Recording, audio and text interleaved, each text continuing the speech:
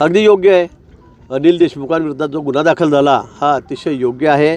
आपण बघितलं असेल तत्कालीन SP पोलीस अधीक्षक जळगावचे प्रवीण मुंडे यांनी जे स्टेटमेंट दिलेलं आहे की मला अनिल देशमुखांनी मला खोटा गुन्हा दाखल करायला भाग पाडलं, माझ्यावर खूप प्रेशर आणलं आणि म्हणून मला तो करावा लागला. ही वस्तुस्थिती आहे.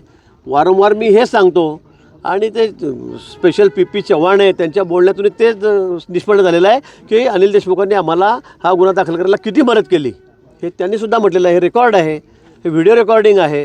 त्यामुळे अनिल देशमुखांनी अतिशय म्हणजे खालच्या शब्दामध्ये SPंना बोलून त्यांच्यावर प्रेशर टाकून दडपण आणून माझ्याविरुद्ध हा गुन्हा मुक्ताईनगर तालुक्यामध्ये त्या निंभोरा पोलीस स्टेशन आहे त्या पोलीस स्टेशनमध्ये 500-600 किलोमीटर लांब पुण्याहून हा त्या ठिकाणी दाखल करायला लावलेला आहे आणि अतिशय बळजबरीने दाखल करायला लावलेला आहे.